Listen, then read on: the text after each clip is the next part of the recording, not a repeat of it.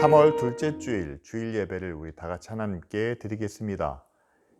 예배의 부름으로 하나님 앞에 나아가겠습니다. 신실하신 아버지 하나님께 나옵니다. 우리의 몸과 마음을 새롭게 하소서. 진리의 빛을 우리에게 비추시어 더럽고 악한 죄를 깨달아 알게 하소서.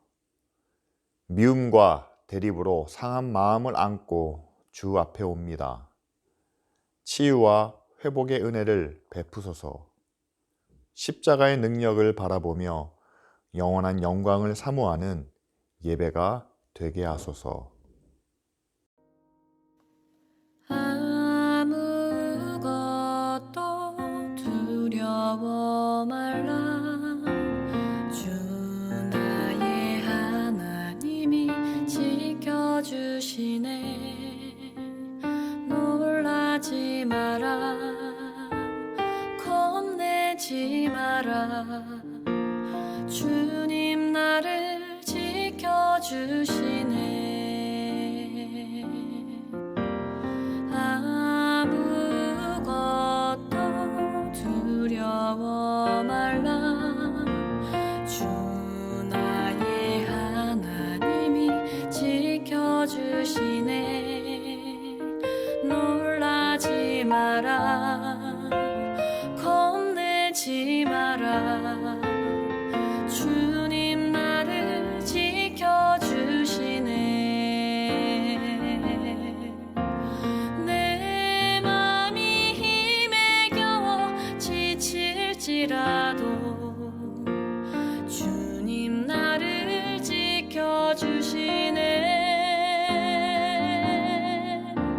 세상의 험한 풍파 몰아칠 때도 주님 나를 지켜주시네.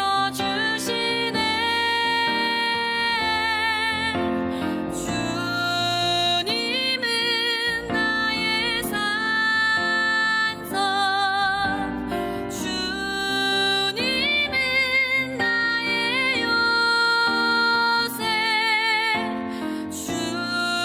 주님은 나의 소망,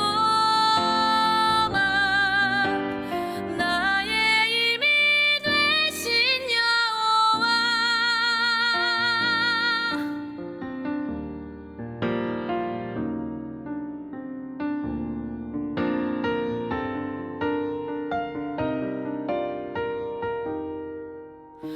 내 맘이 힘에 겨워 지칠지라도 주님 나를 지켜주시네. 세상의 험한 풍파 몰아칠 때도 주님 나를 지켜주시네. 주님은 나의 산성, 주님은 나의 요새, 주님은 나의 소망, 나의 힘이 되신 여호와. 나의 힘이 되신 여호와.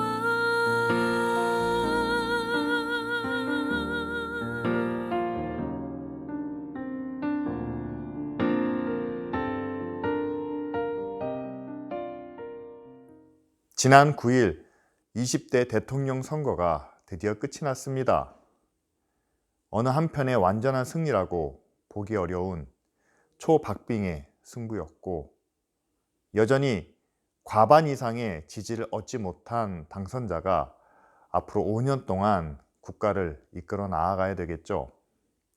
무엇보다도 양편으로 극심하게 나뉘어져 있는 그런 국민들의 마음과 생각을 한데 모아 이를 수용하기 위해 소통하고 대화하며 타협할 수 있는 그런 정부가 되기를 간절히 바랍니다. 따라서 앞으로의 5년이 모든 국민들에게 편안하고 또한 희망이 넘치는 그런 정부가 될 수 있도록 위에서 함께 기도해 주시길 바랍니다. 지난주 코로나 확진자 수가 계속해서 20만을 넘기고 있습니다. 당국에서는 이제 코로나 절정이 곧 올 거라 예측하고 있는데 그때까지 우리나라의 의료 체계가 잘 버텨질 수 있도록, 그리고 고생하는 수고하는 모든 의료진과 방역 공무원들이 힘을 낼 수 있도록 위해서 함께 기도해 주시길 바랍니다. 무엇보다 모든 국민들이 코로나 방역 수칙을 잘 지켜서 확진자 수가 낮아질 수 있도록, 더 많은 희생이 생기지 않도록 위해서 노력해 주시고 또한 함께 기도해 주시기 바랍니다. 경북과 강원도에서 일어난 산불이 이제 진화되는 과정 중에 있습니다. 하지만 많은 피해가 발생했죠. 지난 주간을 포함해서 오늘까지 성도님들이 보내주신 그 헌금을 산불 이재민들을 위해 사용될 수 있는 곳에 저희들이 보내도록 하겠습니다. 위에서 함께 기도해 주시기 바랍니다. 그리고 몇 가지 기도 제목을 함께 나누겠습니다. 탄자니아 김보경 선교사님께서 목회자 훈련을 위한 학교 건축을 시작하셨습니다. 현지 교회를 위한 목회자 양성을 위해서 꼭 필요한 사역이죠. 오랫동안 기도하고 또한 준비해 오셨는데 코로나가 장기간 지속되고 또한 경제적인 어려움까지 겹치면서 참 힘든 상황 속에 있습니다. 선교사님의 건강을 위해서도 기도해 주시고 또한 이 건축 사역을 위해서 많은 도움을 또한 후원자들을 하나님께서 보내실 수 있도록 위해서 함께 기도해 주시길 바랍니다.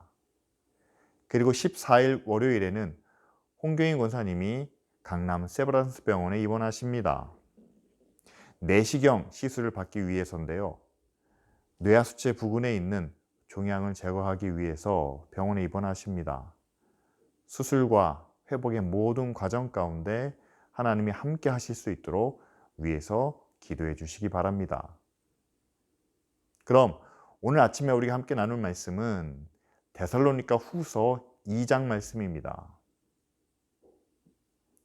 2장 1절부터 4절 그리고 9절부터 14절까지 말씀을 제가 읽어드리겠습니다.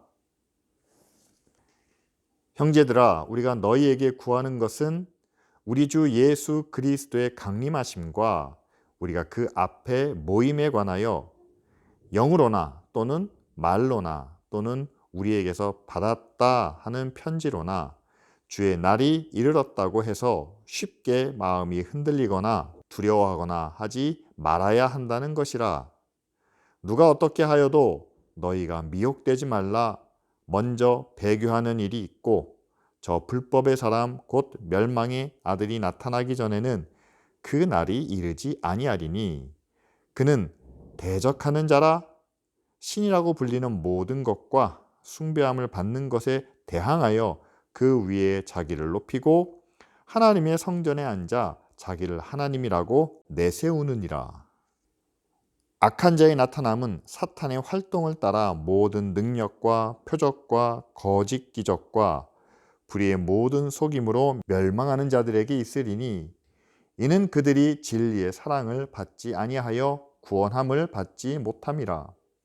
이러므로 하나님이 미혹의 역사를 그들에게 보내사 거짓 것을 믿게 하심은 진리를 믿지 않고 불의를 좋아하는 모든 자들로 하여금 심판을 받게 하려 하심이라. 주께서 사랑하시는 형제들아, 우리가 항상 너희에 관하여 마땅히 하나님께 감사할 것은 하나님이 처음부터 너희를 택하사 성령의 거룩하게 하심과 진리를 믿음으로 구원을 받게 하심이니 이를 위하여 우리의 복음으로 너희를 부르사 우리 주 예수 그리스도의 영광을 얻게 하려 하심이니라. 아멘.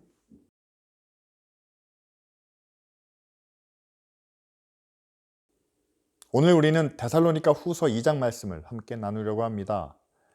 오늘 본문에서 바울은 마지막 때 여러 가지 능력과 기적이 일어날 것에 대해서 우리에게 말씀하고 있죠. 그런데 바울은 자신이 행한 능력이나 기적을 소개하는 것도 아니고 또한 자신이 환상 가운데 본 천국을 우리에게 말해주지도 않습니다. 오히려 이런 능력과 기적에 미혹되지 말고 진리 가운데 거하도록 권면하는 그런 말씀을 전하고 있습니다. 그래서 오늘 우리가 함께 말씀을 나눌 때에도 마지막 때 어떤 능력이, 어떤 징조가 우리에게 나타나느냐라는 것보다는 우리는 믿음을 지키기 위해서 그런 능력과 기적에 미혹되지 않기 위해서 무엇을 붙잡고 무엇을 따라야 하는지에 대해 함께 말씀을 나누려고 합니다. 오늘 말씀 9절과 10절에 보면 마지막 때에는 사탄이 활동을 시작하게 된다라고 이렇게 이야기합니다. 그래서 악한 자들도 능력과 기적 그리고 불의한 속임수를 부린다라고 바울은 이야기하죠. 실제로 보면 지금 무당이나 주술사들도 능력을 보이고 있지 않습니까? 심지어는 사이비와 이단들까지도 예수의 이름을 들먹이며 기적을 행하는 것을 우리는 보게 됩니다. 그렇게 그들은 믿는 사람들을 현혹하고 건강하고 바른 믿음에서 잘못된 세속적이고 불의한 믿음으로 그런 잘못된 영성으로 빠지게 만들죠. 따라서 우리는 이 악한 자들이 행하는 기적과 능력을 분별할 수 있는 확실한 기준이 필요합니다. 그래서 오늘 말씀을 보면 바울은 바른 믿음과 영성의 기준은 바로 진리의 사랑이다 라고 말씀하시죠. 악한 영들은 능력이 있지만 그들은 진리와 의를 향한 사랑이 없기 때문에 그들의 능력은 결국 세상에 헛된 것을 구하기 마련이다. 그래서 그들에게는 구원이 없다라고 설명을 합니다. 반대로 그렇다면 우리가 구원을 얻기 위해서는 기적과 능력을 통해서 구원을 바라는 것이 아니라 오직 예수 그리스도의 진리, 그 진리를 사랑하고 믿고 따름으로 우리는 구원을 얻을 수 있다라고 결론 내릴 수 있겠죠. 따라서 우리가 믿음으로 얻은 구원이 능력과 기적을 통해서 우리 가운데 바르게 성장하고 또한 그 열매를 맺는 것이 아니라 오히려 진리의 말씀에 따라 예수 그리스도와 같이 우리도 이 땅에서 십자가를 지고 또한 의를 위한 고난을 겪음으로 그 열매를, 그 결과를 얻는다는 사실을 우리는 알 수 있습니다. 그렇다면 우리가 구원을 위해 사랑하고 또한 지켜야 할 진리가 어떤 것인지 우리는 그 특성부터 확실하게 파악을 해야 되지 않겠습니까? 성경이 말씀하고 있는 진리는 확실합니다. 그리고 변함이 없습니다. 뿐만 아니라 모든 사람에게 차별이 없고 공정합니다. 이것이 바로 하나님이 우리에게 주시는 진리의 모습이죠. 그런데 이 진리의 기준에 따르면 사람의 말은, 특별히 정치인이나 점쟁이, 무당의 말은 결코 진리가 아닙니다. 왜냐하면 자신의 권력을 위해서 언제든지 이들은 말과 약속을 바꿀 수 있고 또한 미래에 대한 예언과 축복도 자신의 이익을 위해서는 언제든지 뒤집을 수 있기 때문이죠. 주변 사람의 말이 때로 우리 귀에 듣기 좋을 수도 있지만 그러나 우리 앞에서의 말과 우리 뒤에서의 말이 다르다면 그것도 역시 진리는 아니죠. 지금 세상에는 수많은 말과 예언과 약속과 그리고 증거들이 있습니다. 그런데 그 중에 하나님께로부터 나온 말씀, 예언, 증거 외에는 그 모든 것이 사람에 의해서 또한 사람을 위해서 만들어낸 말이기 때문에 그것은 정함이 없고 또한 영원하지 못하죠.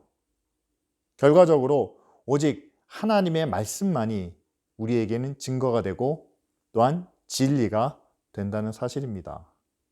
따라서 우리가 마지막 날에 믿고 의지해야 할 진리는 사람이 만들어낸, 사람에 의해 고안된 진리가 아니라 오직 하나님께로부터 온 말씀, 그 진리 자체입니다. 이 진리는 변함이 없고 영원하기 때문에 그 어떤 능력과 기적 앞에서도 흔들리지 않는 확실한 믿음의 근거가 되기 때문이죠. 그런데 오늘 바울의 말씀을 보면 악한 자들이 행하는 능력과 기적 때문에 진리 위에 선 믿는 자들의 마음이 흔들리고 또한 그들이 미혹당한다 라고 이렇게 말하지 않습니까? 그럼 우리는 이런 질문을 던지게 됩니다. 왜 하나님은 그 미혹하는 자들을 막지 않으셨을까요? 왜 그들이 교회와 또한 믿는 자들을 의심하도록 흔들리도록 지켜보고만 계실까요? 라는 질문이죠. 그런데 바울은 오늘 말씀 11절과 12절에서 하나님은 미혹하는 자들을 통해서 세상에서 불의를 좋아하는 자들을 심판하려고 하신다 라고 이렇게 말합니다. 마태복음 13장에 우리가 잘 아는 알곡과 가라지의 비유가 있죠. 교회 안에도 참 믿음을 가진 알곡과 그리고 입으로만 주여 주여 하는 가라지가 함께 있다는 의미입니다. 그런데 이 둘을 구별해내는 것이 쉽지 않습니다. 말이나 행동, 겉으로 드러나는 것만으로 이 사람이 알곡인지 아니면 가라지인지 구별하기가 쉽지는 않죠. 그래서 하나님은 마지막 때의 고난과 시련, 그리고 불의한 자의 기적과 능력을 통해 이 가라지를 가려낸다라고 바울은 말하죠. 진리를 사랑하는 사람이라면 아마도 고난과 시련 앞에서 자신의 믿음을, 자신의 의의를 지키려고 노력하며 또한 자신의 힘이 부족할 때는 하나님의 은혜와 능력을 구했을 겁니다. 왜냐하면 이미 예수님께서 마지막 때의 고난을 말씀하셨고 또한 그것을 지켜내기 위해서 하나님께 구하라 라고 말씀하셨기 때문이죠. 그런데 그런 예수님의 말씀을 듣고도 고난 앞에서는 무릎을 꿇고 의의보다는 자기의 이익을 먼저 구하는 사람이 있다면 여러분, 그 사람은 하나님보다 자신의 이익을 먼저 구하는 사람이 아니겠습니까? 다시 말하면 하나님보다 자기를 그 위에 두고 있는 것 아닐까요? 그래서 의와 진리보다는 능력을 통해서 세상의 축복을 구하는 것이 아니겠습니까? 일단 내가 먼저 살아야 하지 않느냐라고 변명은 하지만 그러나 그들은 고난 앞에서 진리와 의를 잃어버린 삶을 살고 있습니다. 반대로 자신의 성공과 만족을 위해서는 하나님께 능력과 은혜를 구하는데 때로 그 능력이 진리와 반대되는 거짓과 불법에 사용될 수도 있음에도 불구하고 그들은 끝까지 그 능력을 구하는 모습을 보이죠. 이것은 바로 그들이 불의를 좋아한다는 그 증거가 되지 않겠습니까? 그런데 하나님은 이렇게 불의를 좋아하는 자들을 심판하신다라고 바울을 통해 말씀하십니다.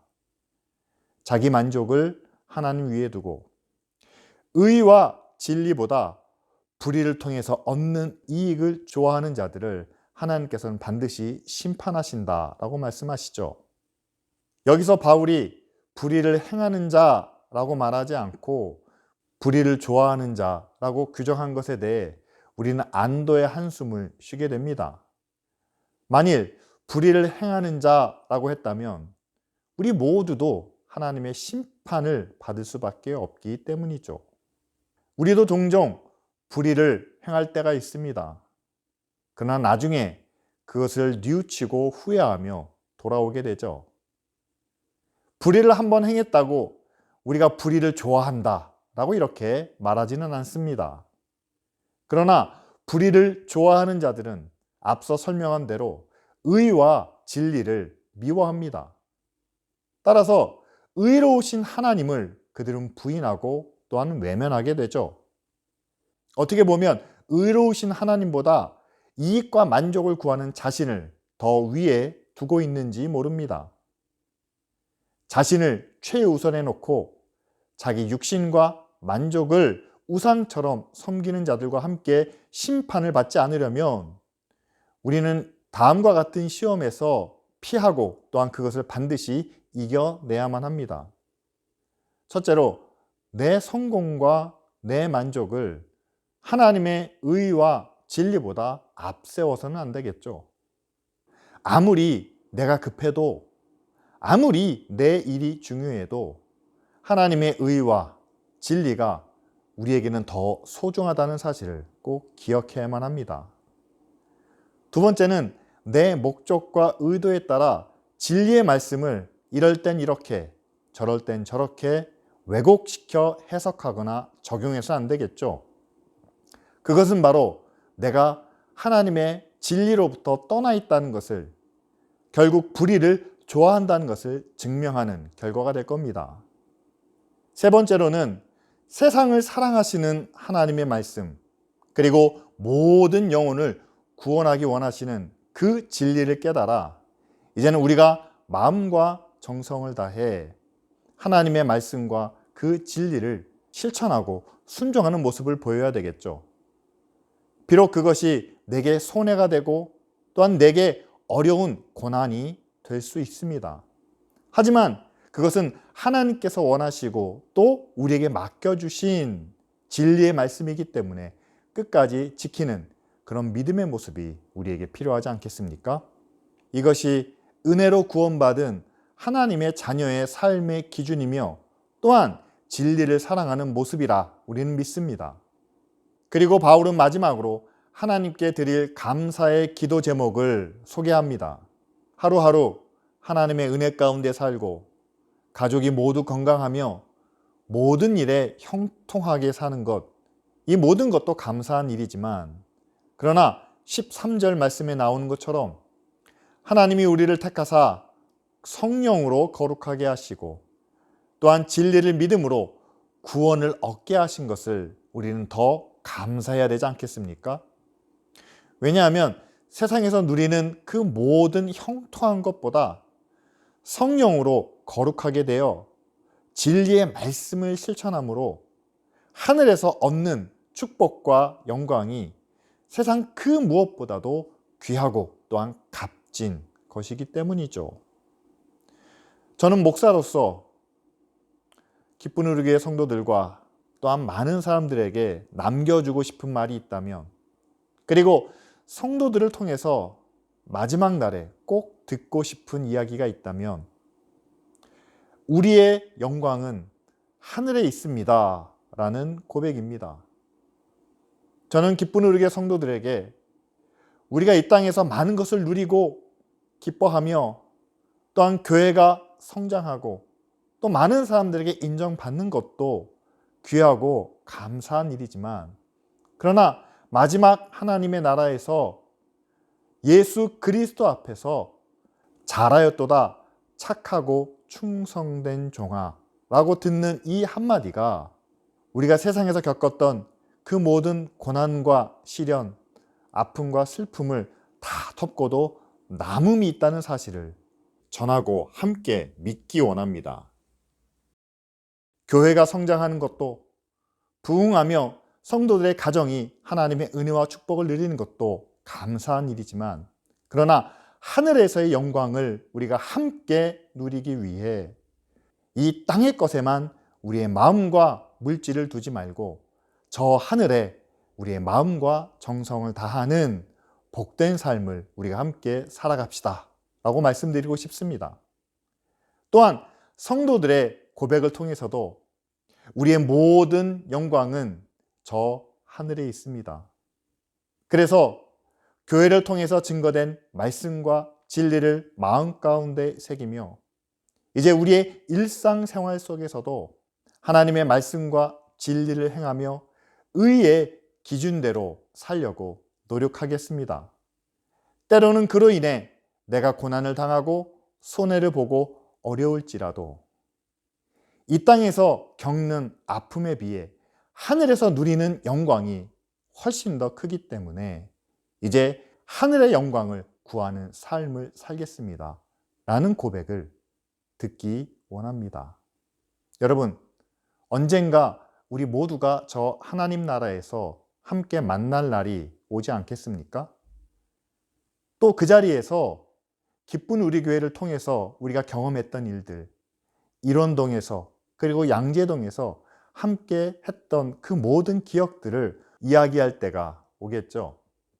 그런데 그때 조금의 후회도 또한 아쉬움도 없이 온전한 하나님의 영광과 기쁨을 우리가 누리기 원한다면 여러분, 지금 이 땅에서의 삶에서도 부족함이나 후회나 아쉬움이 없는 그런 하나님의 자녀로 살아야 되지 않겠습니까?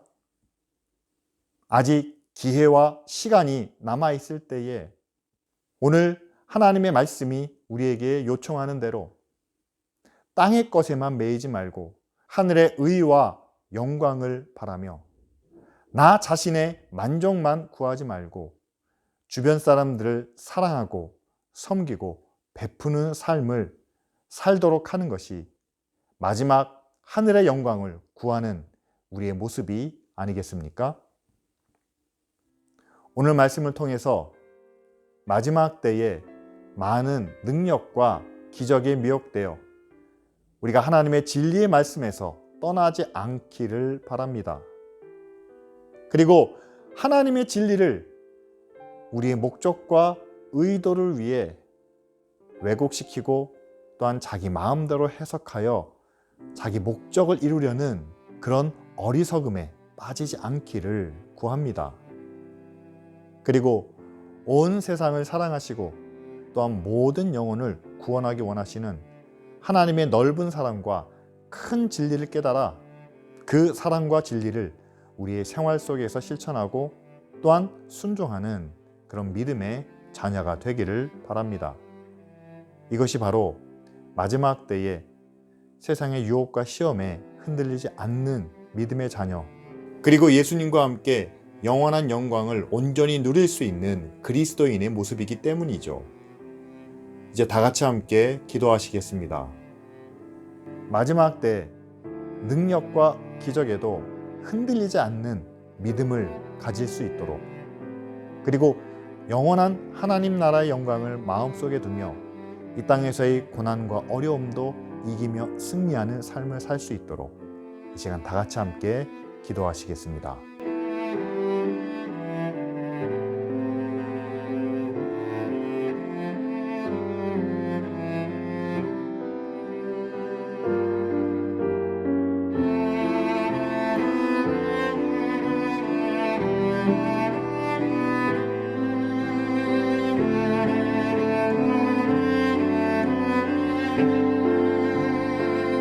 우리를 먼저 택하여 부르시고 하나님의 구원의 은혜로 자녀 삼아주심을 감사드립니다.